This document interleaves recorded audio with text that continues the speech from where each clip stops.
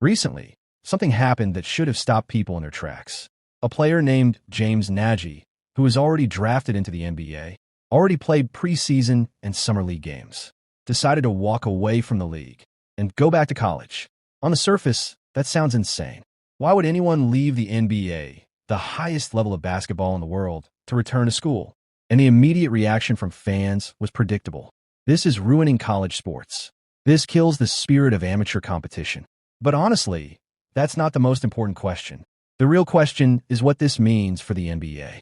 Because if one player can do this, what happens when more start asking the same thing? What happens if NBA players decide they don't like their situation and simply opt out? At first, people treated this like a joke. Damian Lillard even joked online about going back to Weber State for one last season before retirement. Obviously, that specific scenario isn't realistic. There's a rule that limits how long after high school a player can return. But James Nagy changed the conversation. Because unlike past examples, he wasn't just drafted and stashed away. He played, he scored, he existed inside the NBA system, and now he's trying to leave it. Some people try to compare this to Larry Bird.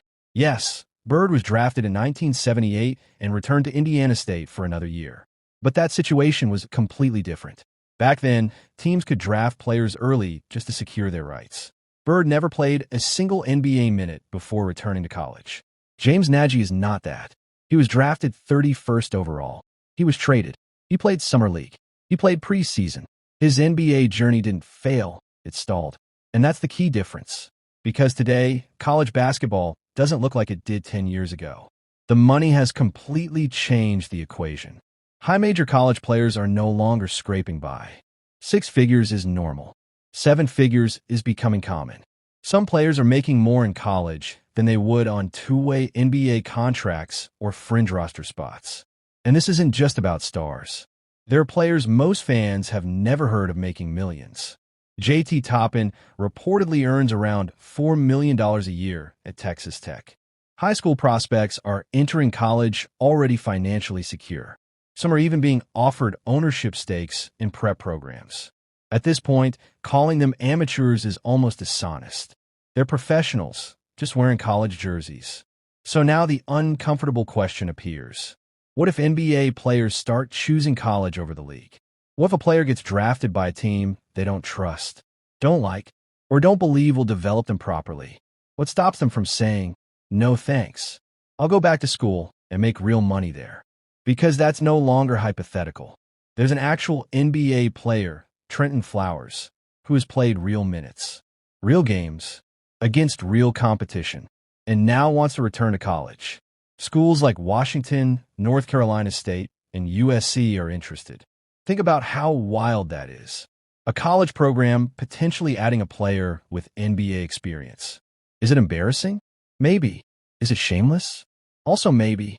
But coaches aren't paid to protect vibes. They're paid to win. And here's where things get messy. There's no clear rule stopping this. Each case goes before a judge.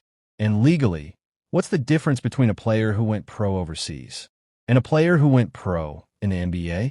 If one is allowed to return to college and make money, why isn't the other? If a judge blocks someone like Flowers, the NCAA risks something far worse than bad optics.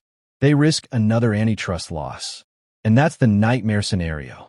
Because an antitrust ruling doesn't just change rules. It can bankrupt institutions. Billions in back pay. Damages tripled by law.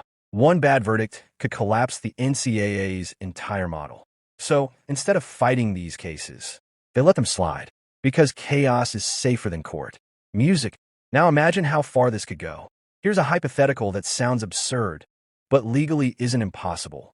What if an NBA owner wants a specific player badly enough? What if they tell him, stay in college? We'll tank until we get the #1 pick. I'll personally cover what you would have earned as an NBA rookie. The player stays. The owner waits. The draft lottery eventually hits.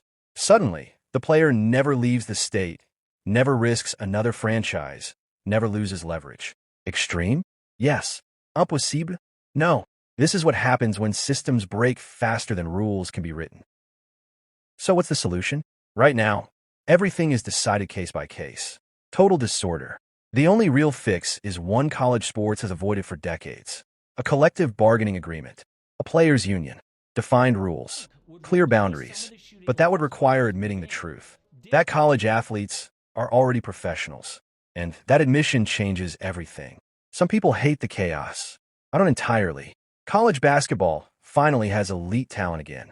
Real competition, real stakes. It's becoming what it always pretended to be, a feeder system, just like college football. But one thing is clear. James Nagy didn't break the system. He exposed it. And until real structure replaces improvisation, players will keep pushing boundaries until something happens that actually shakes the NBA itself. And if you think that's far off, just look at what's already happening in the WNBA, because they've reached a breaking point too. And what happens next could change everything.